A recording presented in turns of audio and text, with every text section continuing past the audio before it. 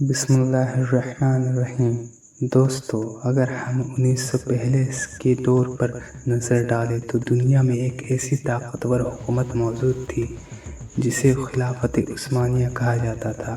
یہ وہ دور تھا جب ترکی عثمانی سلطان پوری دنیا کے مسلمانوں کے لیے ایک حفاظتی سایہ بنے ہوئے تھے۔ جہاں کہیں بھی مسلمانوں پر ظلم و ستم ہوتا تو خلافت عثمانیہ اس کا منہ توڑ جواب دیا کرتی۔ لیے امریکہ، یورپ اور تمام یہودی اور عیسائی قوتیں یہ جانتی تھے کہ جب تک خلافت عثمانیہ قائم ہے تب تک وہ مسلمانوں کا کچھ بھی بگاڑ نہیں سکتے ہیں۔ انہیں سب سے زیادہ خوف تھا تو صرف اور صرف عثمانی سلطنت کا۔ لہٰذا ان لوگوں نے مل کر ایک سازش رچی، ایک منصوبہ بندی کی گئی کیسے اس سلطنت کو ختم کیا جائے۔ سب سے پہلے انہوں نے ایک شخص کو تیار کیا جو مذہب سے کرسچن تھا، لیکن عربی زبان اتنی فصاحت کے ساتھ بولتا تھا کہ کوئی شک نہیں کرتا تھا کہ وہ عربی ہے یا غیر عربی۔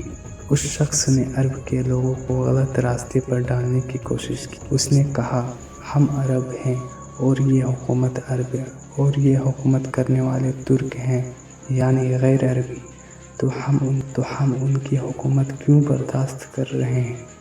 مگر اس وقت کے اہل سنت علماء نے اس کی بات کو رد کر دیا اور اس شخص کی چال ناکام ہو گئی۔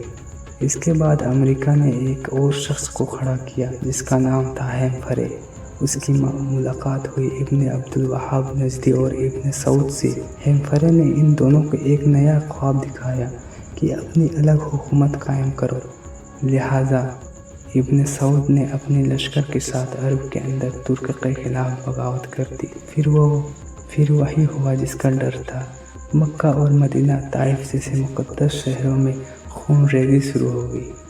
لاکھوں بے گناہ مسلمان شہید کر دیے گئے۔ یہ منظر دیکھ کر خلافت عثمانیہ کے حکمران خلافت عثمانیہ کی طرف سے یہ اعلان ہوا، ہم اپنے مسلمان بھائیوں کا خون نہیں بہانا چاہتے ہیں۔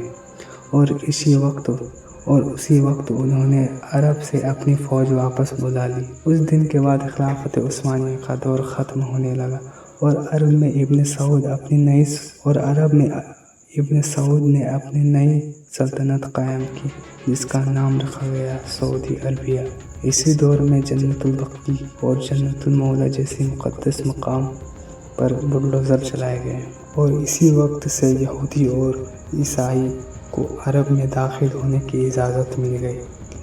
جس عرب سے کبھی ان قوتوں کو خوف تھا وہی عرب ان کی کٹ پتلی بن گئی۔ حالات کو دیکھ کر علامہ اقبال نے کہا تھا، وہ فاقہ کش جو موت سے ڈرتا نہیں ذرا، روح محمدی ان کے دل سے نکال دو۔ اس لیے دوستو، یہ واقعہ ہمیں یہ سبق دیتا ہے کہ اپنی اصلیت، اپنی عقیدہ اور اپنی اتحاد کو ہمیشہ زندہ رکھنا چاہیے، کیونکہ جب ایمان کمزور ہو جاتا ہے تو دشمن مضبوط ہو جاتا ہے۔ تو دوستو، آج کے لیے بس اتنا ہی۔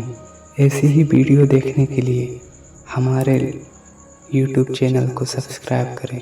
تب تک کے لیے السلام علیکم ورحمۃ اللہ وبرکاتہ۔